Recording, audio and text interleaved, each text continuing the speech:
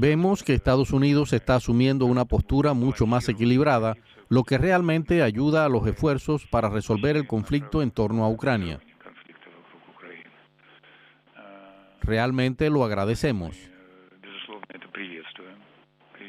Creemos que una posición tan balanceada significa que hay un verdadero deseo de contribuir a su solución.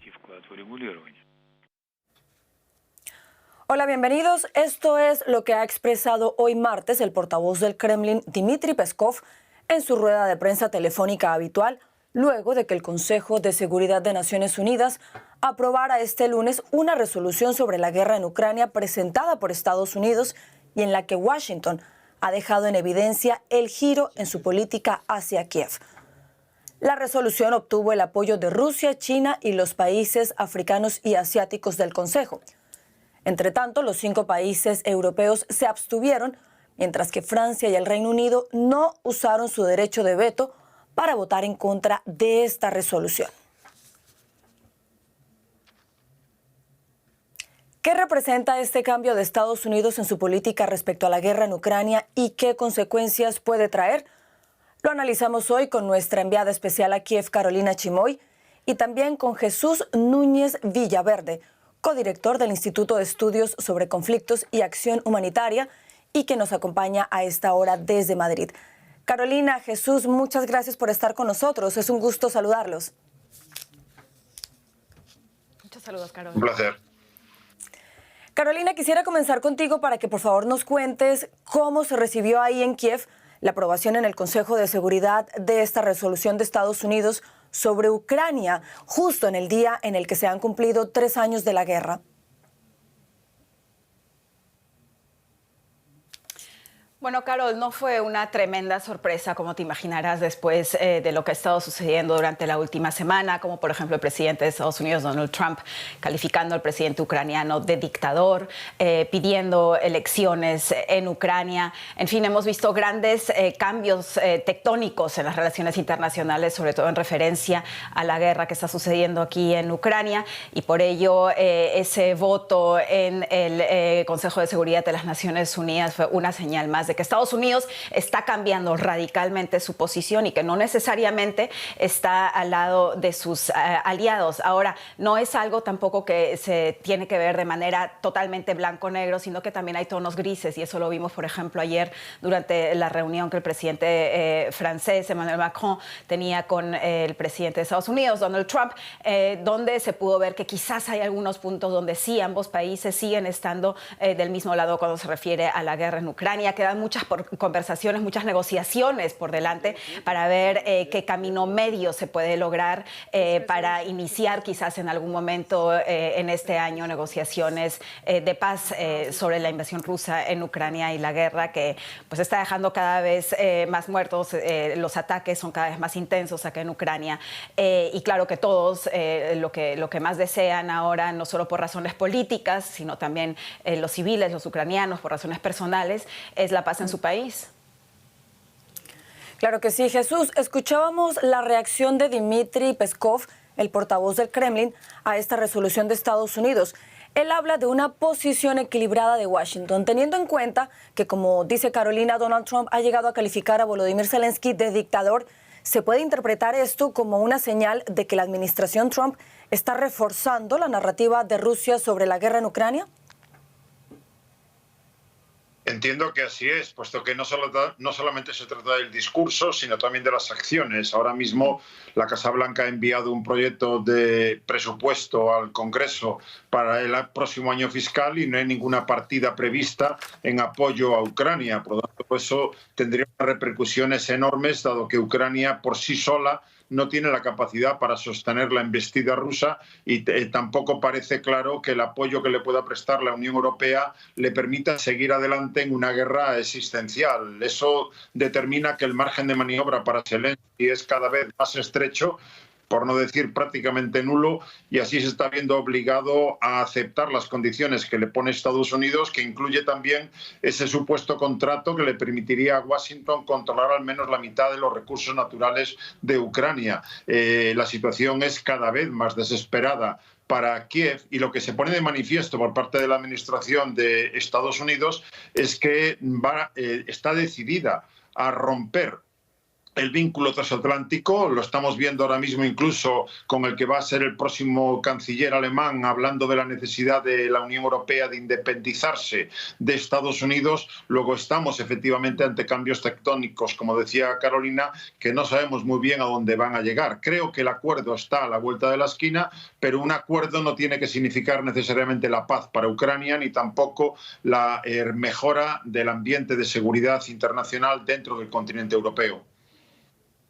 Ya, Carolina, a propósito de eso que dice Jesús, de ese estrecho o nulo margen de acción que está teniendo Volodymyr Zelensky, ¿qué se dice ahí en Kiev en torno a que Rusia logre imponer sus argumentos y también sus condiciones en una eventual negociación para poner fin a esta guerra lo antes posible, que es lo que busca Donald Trump?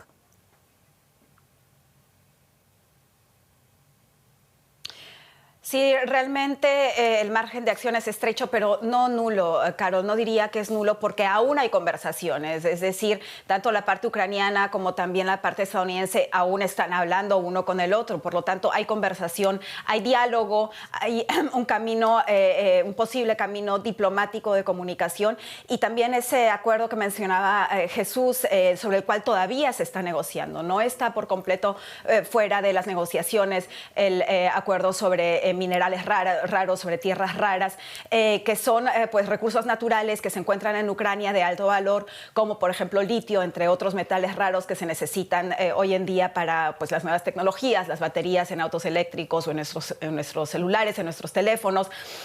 Por lo tanto, son recursos de alto valor. Ahora, el contrato que estaba proponiendo Estados Unidos era para poder extraer alrededor del 50% de los minerales raros, y se extendía en un valor de aproximadamente $500.000 millones que estaría ganando Estados Unidos a través de estas tierras raras, eso sí, sin dar nada a cambio a Ucrania, y eso por supuesto que Zelensky y su equipo no lo aceptaron. El argumento de Estados Unidos era que ya le habían dado bastante ayuda a Ucrania y que este sería un postpago de la ayuda que ya se le ha sido brindada por parte de Estados Unidos a Ucrania.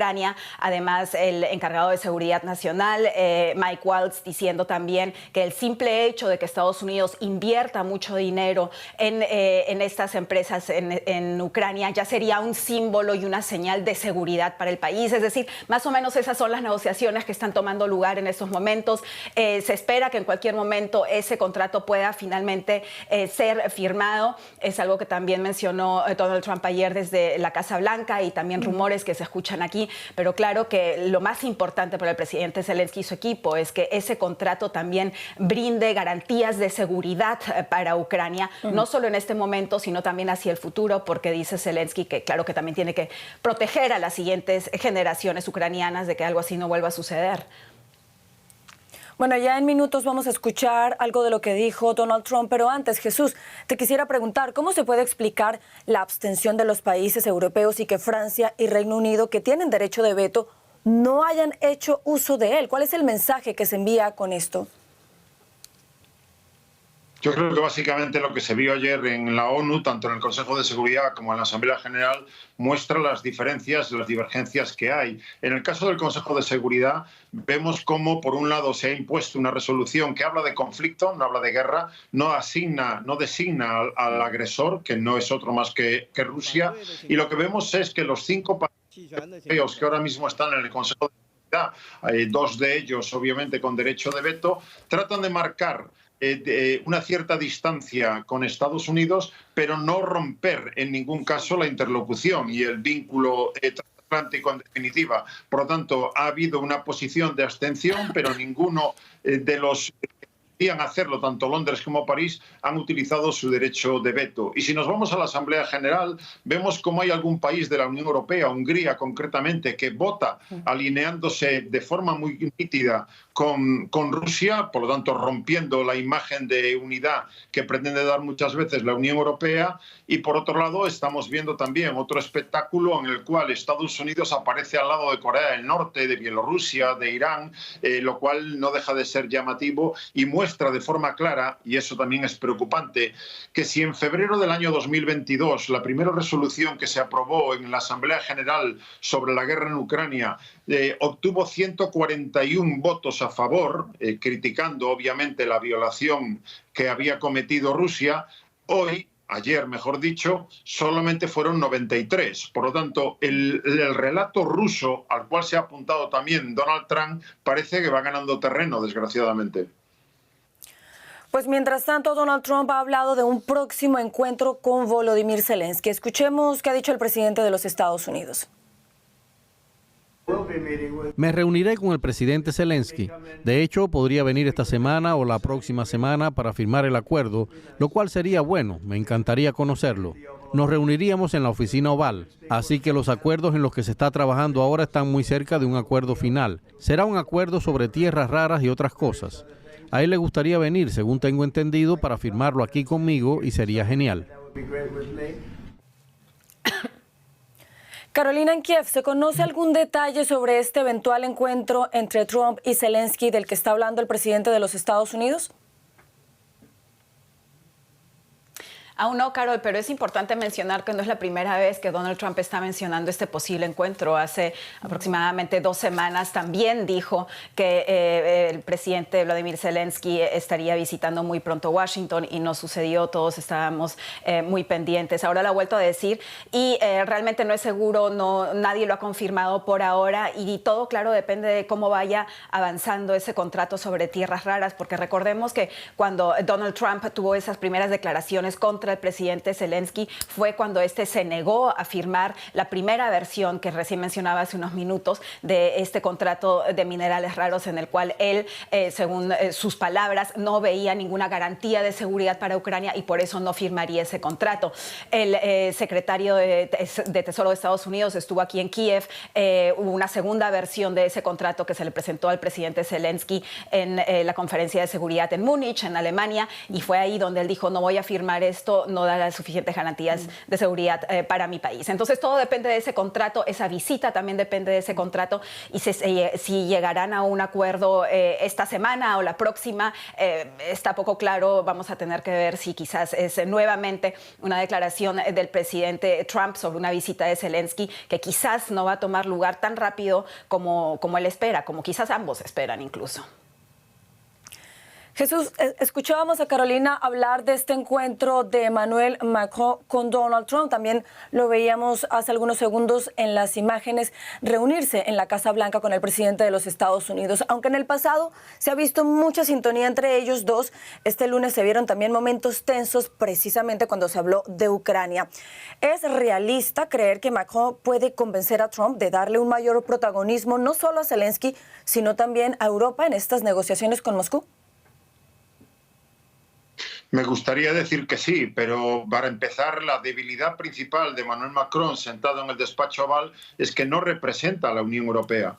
Recordemos que su iniciativa de celebrar 2 reuniones en París, una presencial y otra videoconferencia la pasada semana, no eran cumbres de la Unión Europea, eran reuniones informales y que, por lo tanto, no tiene a los 27 detrás con una voz común en relación con cuál debe ser el papel de la Unión Europea en el futuro de la guerra de Ucrania y su relación con Estados Unidos. Por lo tanto, Macron, que trata de buscar algún tipo de interlocución, de no romper ese vínculo transatlántico que está debilitando de forma tan abierta a Donald Trump, no tiene la capacidad real para poder, en ningún caso, imponer un plan alternativo. Entiendo que habrá una escenificación en un momento determinado en el que se intentará integrar a Zelensky, lo mismo, intentar que haya una presencia de la Unión Europea, pero no en términos de capacidad de decisión para ver cuáles son los términos del acuerdo al que se pueda llegar. Desde ese punto de vista, volvemos a ver una Unión Europea que todavía sigue con palabras, con gestos simbólicos, como la reunión ayer que hubo en Kiev con mandatarios de la Unión Europea, encabezados por Ursula von der Leyen, pero el hecho es que no se ha llegado a un punto en el que la Unión Europea tenga claro si va a enviar o no tropas en el caso de que haya un acuerdo de interposición, de mantenimiento de la paz. No está claro que la Unión Europea tenga la capacidad ahora mismo y la voluntad política, sobre todo, para sustituir a Estados Unidos si Donald Trump lleva a la práctica aplica su idea de recortar o suspender toda ayuda a Kiev y, por lo tanto, eso, en definitiva, deja una vez más a Zelensky y a los ucranianos en una situación de absoluta desesperación. Carolina, sobre esto que menciona Jesús, ¿cuáles serían las consecuencias tanto económicas como políticas para Ucrania de que además de que se imponga la narrativa y las condiciones de Rusia se llegue a un acuerdo sin Europa e incluso sin Ucrania en esa mesa de negociaciones? Bueno, tanto Ucrania como los líderes europeos, justamente el día de ayer, que se cumplieron 3 años de guerra, dejaron claro que no se va a decir absolutamente nada sobre Ucrania sin Ucrania. El presidente Zelensky también dijo hace un par de días, si hasta ahora no hemos firmado y no hemos estado dispuestos a firmar ningún tipo de acuerdo sin que se nos haya consultado, ¿qué hace pensar a la Casa Blanca? ¿Qué hace pensar a Putin que ahora vamos a cambiar esa posición? Al mismo tiempo, también es cierto que Ucrania necesita a Estados Unidos y eso no es un secreto, eso también lo dicen abiertamente. Puede ser que la ayuda por parte de Estados Unidos sea diferente, sea menor a lo que ha sido hasta ahora, que el apoyo no sea tan grande, pero la relación con Estados Unidos y la importancia de Estados Unidos va a seguir muy presente, precisamente por lo que menciona Jesús también. La Unión Europea ahora mismo no se ve en la capacidad de llenar un posible vacío que dejaría Estados Unidos, porque no lo ha dejado, la ayuda de Estados Unidos continúa llegando y claro, puede ser que vaya a ser más débil, pero nadie cuenta con que se retiren por completo de esa relación. Estados Unidos va a seguir en la OTAN, también lo ha remarcado. Por lo tanto, claro, las consecuencias serían catastróficas, pero nadie cuenta con que Estados Unidos se retire por completo de la situación actual. Sabemos que la Unión Europea está moviendo todos los lazos posibles para tener una mejor representación y aumentar de alguna manera también su ayuda a Ucrania. La jefa de la diplomacia europea, Kallas, está, por ejemplo, camino a Washington.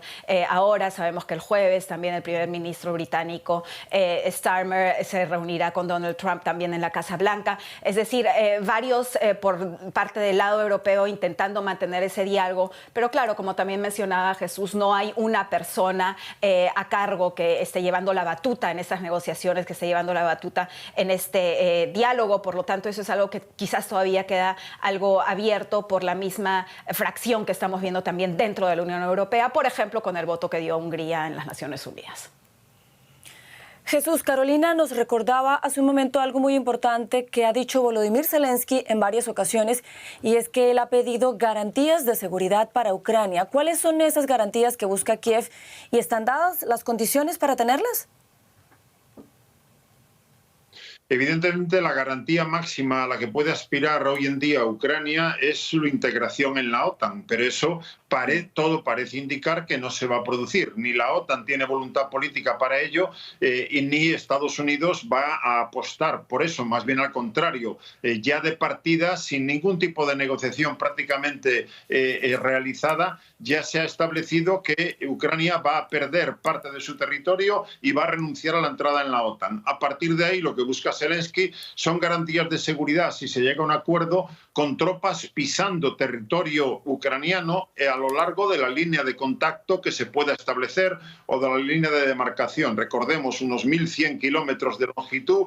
Zelensky ha dicho que sería necesario al menos 200.000 efectivos militares a lo largo de esa línea, básicamente con gobiernos europeos, pero también sigue demandando garantías de seguridad de Estados Unidos, puesto que entiende que son las únicas capaces de disuadir a Rusia de volver a las andadas si mañana considera oportuno volver a la acción militar. Estados Unidos ha dicho de momento que no está dispuesta en ningún caso a ofrecer esas garantías desplegando soldados sobre el terreno. Y la Unión Europea sigue debatiendo si hacerlo o no, mientras que algunos países, como Polonia ya en primer lugar, ha declarado que no está dispuesta a desplegar soldados polacos en territorio ucraniano, y otros países de la Unión Europea siguen en una situación de ambigüedad sin declarar abiertamente lo que van a hacer en algún caso. Lo que podemos entender es que las garantías de seguridad que puedan dar algunos gobiernos europeos, no toda la Unión Europea, no son suficientes, porque si mañana Putin decide volver a la opción militar, sea en Ucrania, sea en Moldavia o en algún otro de los países vecinos, podemos entender que eso podría provocar una escalada, contando con que Putin considera que los europeos no tienen voluntad política para enfrentarse militarmente a Rusia y que si la tuvieran se estaría produciendo una escalada que podía llevarnos muy cerca, si no más allá, del umbral nuclear. Y la garantía nuclear nos la da Estados Unidos. Por lo tanto, si Estados Unidos no entra en juego, nos encontraríamos, los ucranianos en primer lugar, en una situación absolutamente insostenible. Bueno, por supuesto, no podemos olvidar el rol de Alemania, que es el país que detrás de Estados Unidos es el que más ha apoyado a Ucrania. Carolina, ¿qué expectativa hay ahí en Kiev ante la probable llegada de Friedrich Merz a la Cancillería alemana? ¿Hay confianza en que logre, por ejemplo, posicionar a Europa como un socio valioso con el que Estados Unidos esté dispuesto a dialogar antes que imponerse? Bueno, eso es lo que ha prometido el probablemente próximo canciller Friedrich Merz, que Alemania jugará un rol de liderazgo dentro de la Unión Europea, que tiene que jugarlo, y también incluso durante su campaña política prometió más apoyo hacia Ucrania. Incluso habló de los misiles de largo alcance, los Taurus, que Ucrania viene pidiendo ya hace muchísimos meses, si no más de un año quizás incluso, y que Alemania hasta ahora bajo el mandato del canciller Olaf Scholz se negaba a entregar. Entonces sí, Ucrania espera que con el nuevo gobierno alemán quizás tengan otro país también dentro de la Unión Europea, un país económicamente fuerte que les brinde apoyo. Ahora el gran problema está en la unidad de la Unión Europea. ¿Qué tan unida se mostrará, por ejemplo, para una posible misión de paz, para una posible defensa de Ucrania? Ayer el presidente Macron en la Casa Blanca mencionó que quizás una posible misión de paz podría tener diferentes formas, que quienes estén dispuestos a realmente desplazar soldados hacia Ucrania lo podrían hacer, mientras que otros quizás podrían contribuir con tecnología, otros con armamento, es decir, dividirse las tareas según la disposición de cada país.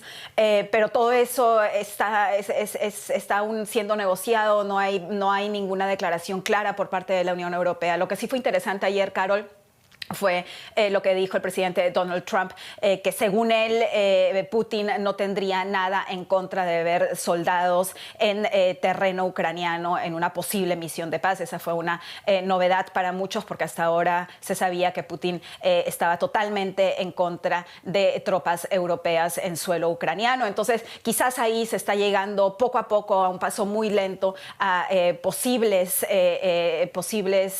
terrenos de interés común, tanto por parte de Ucrania y sus aliados, así como por parte de Putin y también por parte de Estados Unidos.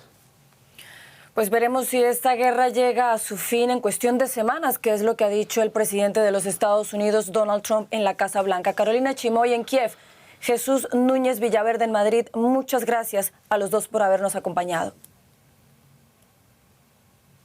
Encantado, hasta la próxima.